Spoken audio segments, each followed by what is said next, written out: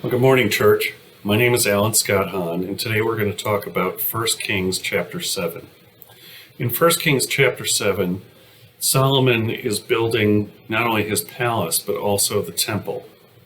And as we're seeing it described in detail, we're seeing, for example, the doors and the windows are the same size. There's 45 pillars in a certain hallway.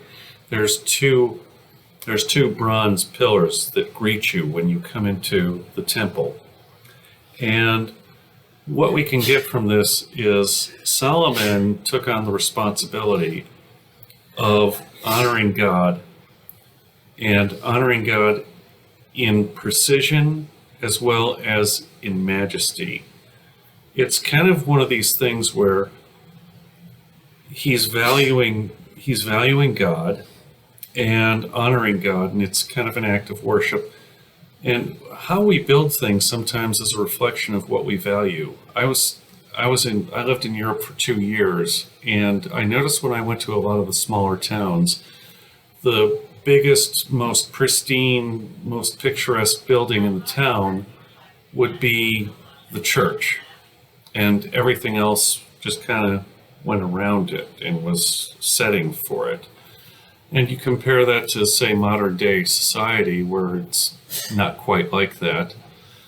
But the thing is when you went to the temple, you were there to really remind yourself that you depend on God, that you had those two pillars, Jachin and Boaz, and in some interpretations, Jachin is he will establish, and Boaz is in his strength. And it's kind of a reminder to not just the kings, that the kings rule by God's will, but also that we live by God's will, and that God has a plan for us. And quite frankly, he loves us. And we do these things to honor God, not that we can replace God. We don't worship the temple, we worship the God that the temple represents.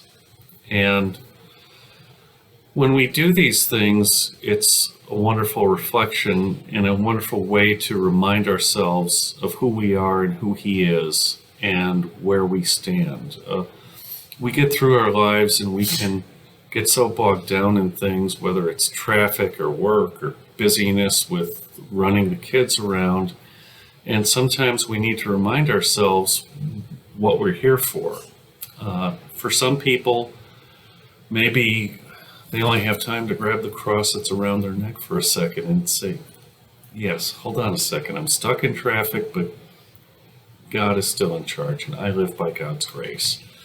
Last week, my family, because we're Jewish, we finished the Passover. It was a time that we gave up leaven as a way to honor God.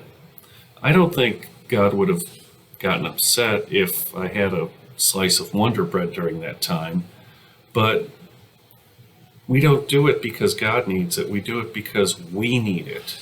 And these things are to help us stay on course and stop our minds from being distracted so that we can honor him and we can live the life that he has for us and focus on how he has a plan for us, and how by his strength and not our strength we can fulfill what he has for us to do. We hope if you're going through a hard time that you'll reach out to us, that we can join you in prayer. And we hope that the rest of your day is the best of your day. Thank you.